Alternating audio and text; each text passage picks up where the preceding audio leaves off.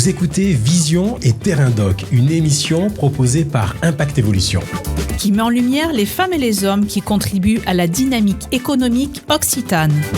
Par leur vision, leurs actions de terrain, ils inspirent leur écosystème. Une rencontre décisive, un parcours façonné entre international, innovation et terrain, et une question clé, jusqu'où l'IA va-t-elle transformer la communication aujourd'hui et demain? Dans Vision et Terrain Doc, Gaël Baudry, responsable communication et marketing de l'innovation chez Berger-Levrault, nous dévoile les coulisses d'un parcours stratégique entre choix déterminants, passion, défis marquants et vision d'avenir. Gaël, bonjour. Bonjour Valentin. Allez, c'est parti pour ce nouvel épisode. Quelle rencontre a marqué un tournant dans ta carrière professionnelle ? Eh bien, je dirais, c'était au début de ma carrière professionnelle, quand j'étais en train de réaliser une thèse en chiffres en entreprise sur le thème de la communication et communication salariale. Eh bien, j'ai rencontré une personne qui est devenue mon épouse. Et en fait, à la base, j'étais en train de faire une thèse plutôt bien implantée à Toulouse, certes dans une entreprise internationale, mais avec un siège à Blagnac, avec mon réseau depuis quelques années, depuis l'université. Puis j'ai rencontré ma femme à Barcelone. Et en fait, ça m'a remis en perspective tout ce que j'aurais pu potentiellement envisager après en début de carrière professionnelle. Ça m'a donné des envies d'international, des envies de voyage et de passer beaucoup plus de temps auprès d'elle et auprès de moments plus personnels que de ce que pouvait me proposer une vie professionnelle ancrée, doctorat qui dure quand même 3 ans. Oui, c'est pas rien. Ouais. Donc, ça m'a permis d'accélérer un petit peu ce rythme doctoral, de terminer en 3 ans et de partir vers de nouvelles aventures communication multiculturelle. C'est ça qui t'a donné envie finalement de voyager également. Voilà, j'avais déjà cette envie de voyager de manière personnelle, mais là, pour le coup, d'aller découvrir... En plus, mon épouse étant mexicaine, ça ouvrait encore plus d'horizons vraiment intercontinentaux. Et donc, déjà, de par ce travail doctoral où j'ai eu la chance de voyager dans différents pays pour aller m'entretenir avec des salariés de l'entreprise lors de ma thèse, j'avais déjà cet avant-goût-là, mais c'était vraiment cette envie d'aller au plus près dans mon quotidien, de nouvelles cultures, qui en fait, par rebond, a éclaboussé, va dire, ma vie professionnelle de ce rythme-là. Et en quoi aujourd'hui, toutes ces expériences finalement internationales te servent dans tes actions, dans tes fonctions aujourd'hui au sein de l'entreprise Berger-Levrault ? Eh bien, en fait, ça a été pour moi très différent d'avoir une petite vision de l'international lors de ma vie professionnelle au début, par rapport à ce que j'ai pu avoir ensuite d'une vision du côté international et multiculturel, en entrant vraiment dans une vie personnelle ancrée là-dedans, et aussi en allant, par exemple, travailler aussi en Espagne. À Berger-Levrault, actuellement aussi, je travaille certes depuis la France, mais avec des entités internationales. Et ces différents mix entre vie pro, vie perso, ça m'a vraiment permis de m'ouvrir à d'autres manières de penser, d'autres manières de faire, tout simplement, d'autres priorités que certaines personnes ont aussi. Oui. Par exemple, on va dire, concrètement dans le niveau mode professionnel, c'est vrai que quand j'ai pu travailler en Espagne ou en France avec des collaborateurs espagnols, on est par exemple plus dans du discours direct, on est dans le tu, même si on n'est pas du tout sur le même niveau hiérarchique, on est dans l'immédiat. Côté français, parfois on est un peu plus dans le côté très structuré, avec le vouvoiement, avec des pré-réunions, réunions, post-réunions, ce qu'on n'a pas forcément dans d'autres cultures. Et aussi, il y a quelque chose qui était très marquant en termes de vie personnelle, pareil, côté international. J'ai passé 2 ans à Barcelone.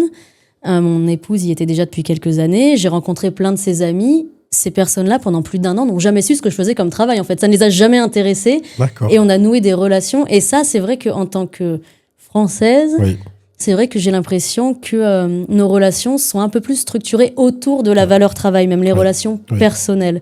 Et ça, c'est quelque chose qui est très intéressant. C'est enrichissant. Ah ouais. Gaël, il y a quelques années, c'était quoi son rêve professionnel ? Il y a quelques années, c'était quand même, j'ai pas choisi mon sujet de thèse au hasard. Oui.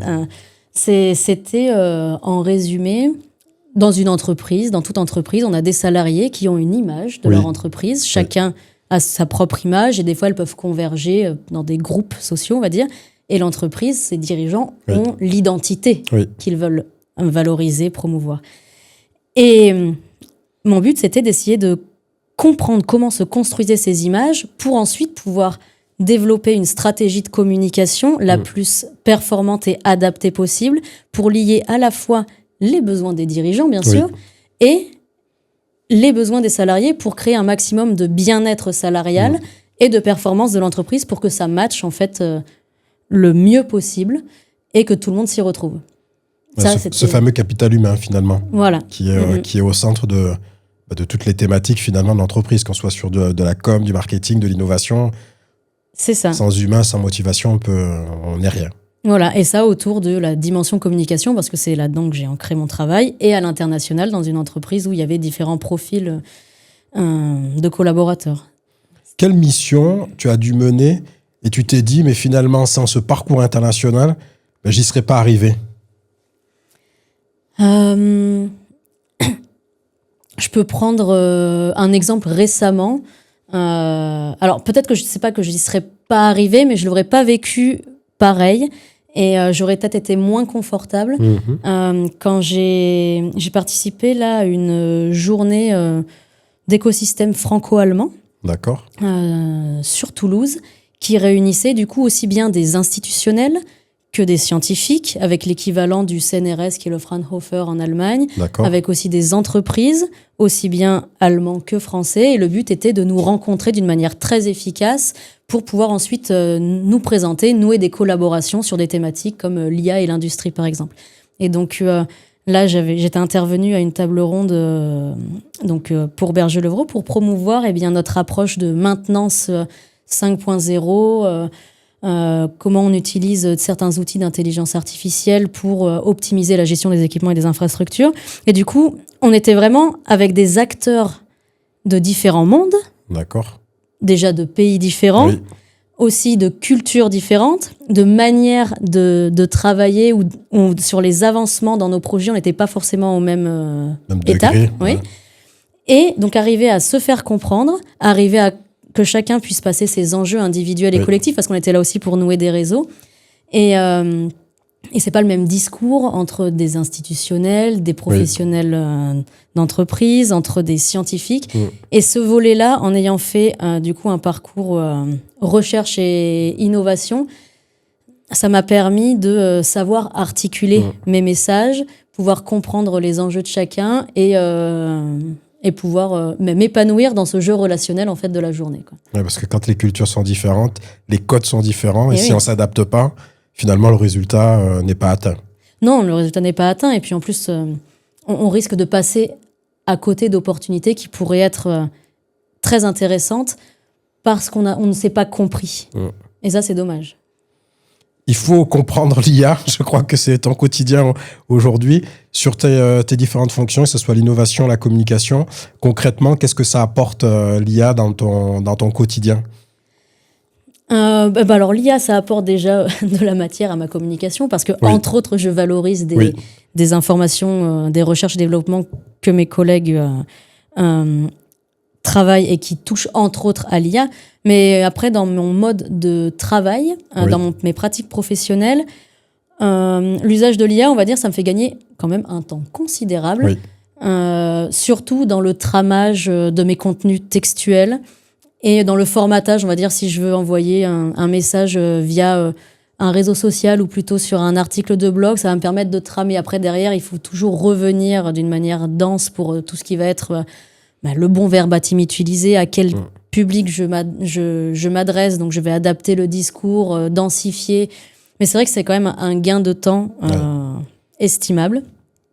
Et voilà, c'est les deux volets, aussi bien contenu que me permettre d'avancer dans cette rédaction-là du contenu. Et si on se projette un petit peu, là, sur le contenu, est-ce qu'il y a d'autres axes de développement finalement de l'usage de l'IA, toi, dans tes fonctions, dans tes services, parce que ça va tellement vite, dans 6 mois, dans 1 an, est-ce que c'est des choses sur lesquelles Là, tu te projettes ou pas du tout? On voit le jour. Qu'est-ce que l'IA va réserver comme opportunité, finalement, au-delà du gain du temps?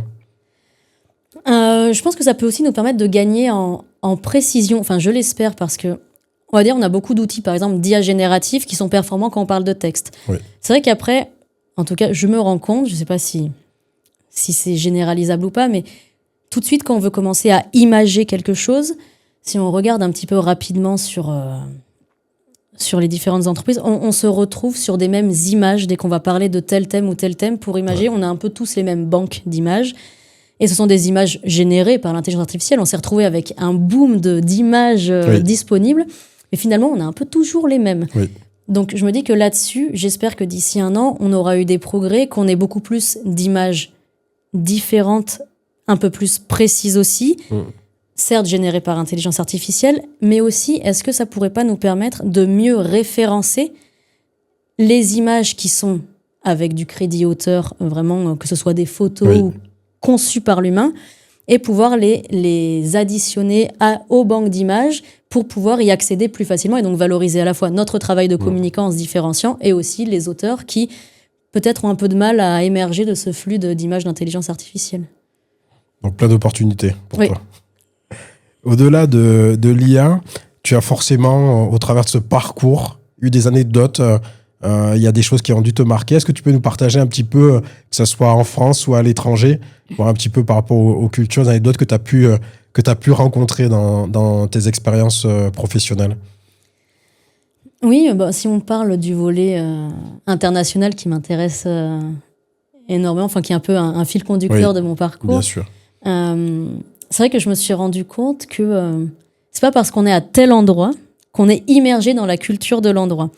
Et ça, c'est intéressant, d'où l'intérêt de vraiment tisser les relations sociales, parce que, alors, il y a quand même maintenant quelques années, quand je travaillais en Espagne, donc c'était pour une entreprise française, et depuis l'Espagne, je développais sa marque et son marché en Espagne et aussi à l'international. C'est un produit en réalité virtuelle. Donc j'ai eu l'occasion d'aller sur un salon professionnel à Orlando, aux États-Unis. Et là, je me suis dit, waouh, ça va être génial. 10 jours, un bain, une immersion anglophone. Et au top, comme j'avais pu faire, mais juste sur 3 jours, c'était beaucoup plus rapide. Quand j'étais en thèse, j'étais allée en Angleterre. Au final, je suis arrivée aux États-Unis. Premier taxi que j'ai pris, c'était un Haïtien, donc on a parlé français. Je suis arrivée à l'hôtel, j'ai rencontré la personne qui faisait à manger, c'était un Portoricain. Et j'ai discuté avec un Mexicain, donc on a parlé espagnol. Je vais au travail le lendemain, je prends un taxi, c'était une Colombienne. Je fais, sérieux, on va au resto cubain? Je fais, ok. Et sur les moments d'échange lors du salon, certes, on a parlé, donc j'ai parlé anglais avec ceux des États-Unis. Mais après, l'anglais restait la langue commune, en fait, pour quand on n'avait ni le français ni l'espagnol partagé. Mais je me suis dit, c'est quand même pas l'immersion que j'avais imaginée. Inattendu. Et c'est là que je me suis dit, en fait, peu importe, entre guillemets, l'endroit où on est, il y a certes une prédominance, mais en fonction des relations sociales qu'on se tisse. Et parce que pour moi, j'aurais très bien pu parler anglais avec les gens de taxi. Mais je me suis dit, pour arriver à mieux les comprendre et qu'on échange plus profondément, autant parler une langue qui est un peu plus apprivoisée par chacun, quoi. Bon, c'est chouette, quoi. Comme quoi, l'interaction, c'est des rencontres. En dehors de ton travail, qu'est-ce qui t'anime, qu'est-ce qui te passionne, qu'est-ce que Gaël a le temps de faire? Gaël a le temps et aimerait veut faire tout pour avoir encore plus de temps, pour passer du temps avec sa femme et ses 2 filles. Déjà, pour moi, c'est l'essentiel, la famille, quoi. C'est ça. Passer du temps avec ma famille et faire que ce soit le noyau moteur et que toutes les opportunités derrière découlent pour le bien-être de toutes. C'est plutôt bien. C'est un bon plan. Je crois que c'est le rêve un petit peu de tout le monde, cet équilibre vie pro, vie privée. Et dans 10 ans, pour terminer, comment tu te projettes professionnellement parce que là, tu fais tous les continents, mais comment vois-tu l'évolution de ta carrière professionnelle? Alors, toujours avec une dimension multiculturelle, ce serait vraiment l'idéal, avec une stabilité. Parce que c'est vrai que quand on retrace un peu mon parcours, j'ai beaucoup bougé. Et il y a un moment où, c'est ce que je disais un petit peu, en fait, c'est pas parce qu'on est à tel endroit qu'on est dans... Donc, on peut très bien se développer un écosystème comme on l'aime. Oui. Là, par exemple, multiculturel, familial et un épanouissement professionnel aussi dans les missions, tout en étant stable, géographiquement parlant. Et oui.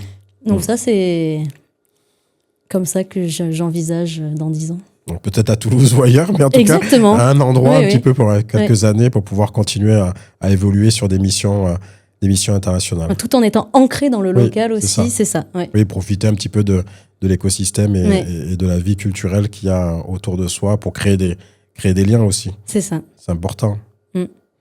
Bon, Gaël, est-ce que tu as quelque chose à rajouter sur ton parcours pour celles et ceux? Parfois, on se dit, on fait certaines études et on n'est pas prédestiné à ça, mais finalement, on peut y arriver. Parce que c'est un petit peu ton cas. Oui, alors c'est vrai qu'à la base, moi, je n'étais pas du tout partie pour faire une thèse, mais alors pas du tout. Et à la fin de la thèse, je me suis dit, mince, maintenant, il faut que j'aille travailler dans une entreprise. Mais alors, j'avais déjà travaillé en thèse CIFRE, en tant que doctorant salarié, mais c'est pas pareil. Eh oui. C'est pas la même démarche. Après, j'ai eu la chance de rencontrer des entreprises qui faisaient justement de la recherche et de l'innovation, et donc pouvoir continuer ce travail-là. Parce que j'ai eu la chance d'être éveillée par certaines formations et certaines rencontres. Mais c'est vrai que du coup, ce que je pourrais peut-être partager, c'est l'importance de s'ouvrir aux autres, même si on n'est pas du même secteur, même si on n'est pas du même métier. Rien qu'en échangeant, ça peut nous donner des pistes, ça peut nous faire découvrir des choses. Même si on est dans la vie personnelle, tout simplement, ou professionnelle, c'est par l'échange qu'on arrive à s'ouvrir des portes. Et peut-être que ce ne sera pas celle-ci qu'on va prendre, mais ça va nous éveiller pour peut-être envisager autre chose ou connaître une nouvelle dimension qu'on n'avait pas envisagée. Donc c'est surtout par les relations et par surtout ne pas avoir peur de rencontrer d'autres personnes, même si à première vue on n'a rien en commun ou on se comprend même pas à la base, quoi.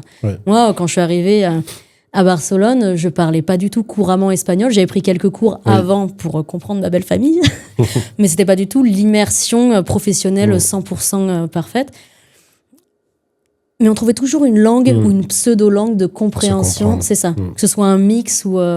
Et après, on se perfectionne pour arriver à échanger proprement. Il faut pas avoir peur de passer cette étape-là. Oui, c'est rester finalement en éveil, quel que soit le moment, pour finalement rebondir sur des opportunités qui n'auraient pas été forcément les nôtres, mais qui finalement façonnent le parcours, quoi. Oui, en éveil et naturel. Oui. Comme ça, on montre qui on est, ce qui nous anime, ce dont on rêve. Sinon, la personne ne peut pas le deviner non plus.